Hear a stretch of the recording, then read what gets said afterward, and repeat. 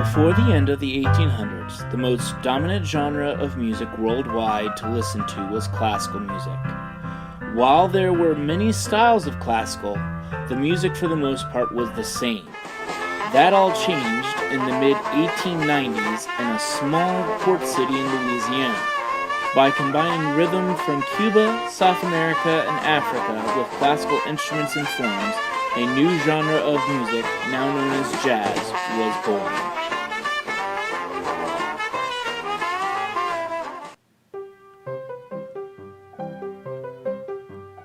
Jazz was created in New Orleans around 1892. A man named Tommy Turpin wrote a piece for piano called the Harlem Rag. This was one of the first pieces written for jazz. In 1895, a musician named Buddy Bolden formed one of the first jazz bands. From there, many other performers, including Sidney Bechet and Scott Joplin, were performing jazz in many of the New Orleans clubs. This style of jazz was called ragtime and was the first era of jazz history. Because New Orleans was a port city, it didn't take long for jazz to spread throughout America.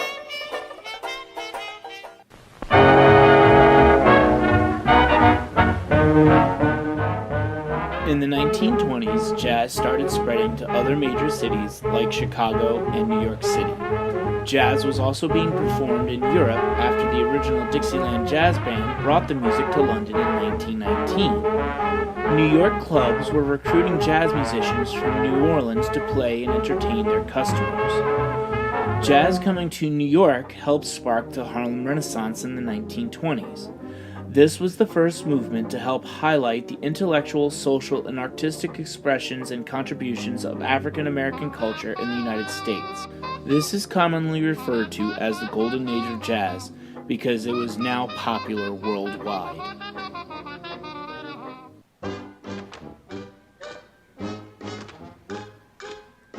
When the Great Depression hit America in the 1930s, there were very few jobs for people.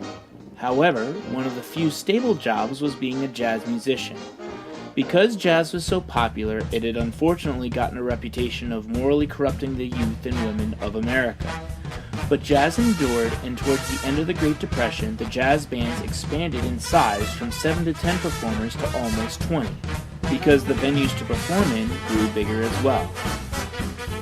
Jazz was also starting to be integrated into the military during World War II. Army jazz musicians would travel overseas and perform for the troops to help boost morale.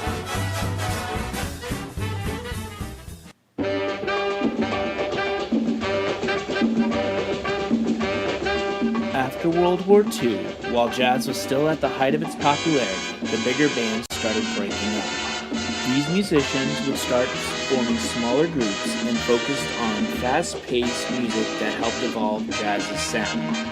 With the fast-paced music came a new technique called improv. Improv is where you make up a melody on the spot with no prior practice. Another style of improv was called scat singing. While artists like Miles Davis and Charlie Parker improved with their instruments, other artists like Ella Fitzgerald and Billie Holiday improvised scat singing with their voices. This new style of jazz was called bebop, and it was a mainstay in popular music worldwide until the 1970s.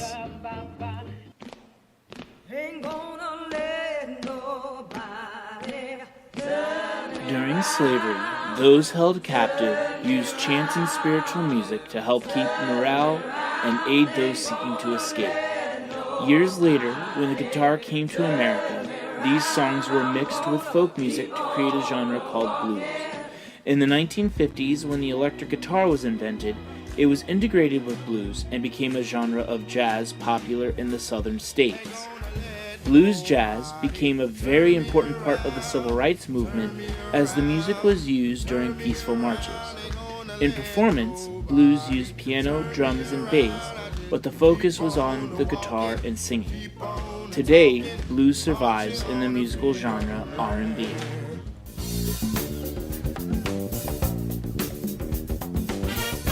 In the 1960s, rock and roll was popular all over the world. In order to compete, jazz used new electric instruments like the synthesizer and electric bass guitar to replace other instruments to give jazz a new sound. This fusion gave jazz the boost it needed to compete with rock and roll. Artists like Maynard Ferguson and Jaco Pastorius would fuse other popular genres of music like pop and rock into their songs while still using jazz techniques like improv to keep jazz fresh. This helped jazz compete with rock and roll all the way into the 1980s.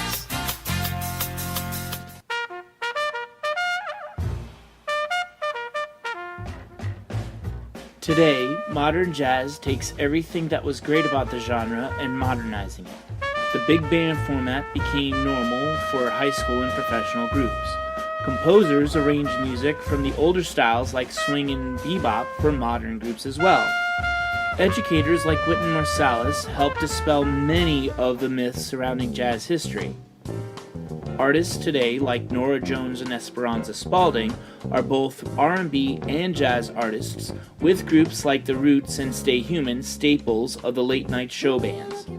Genres like rock and roll, pop, and rap use jazz as the style to help create the genres we listen to today. So while jazz is no longer popular to listen to, its legacy for being the first popular genre of music forever has its place in modern music history.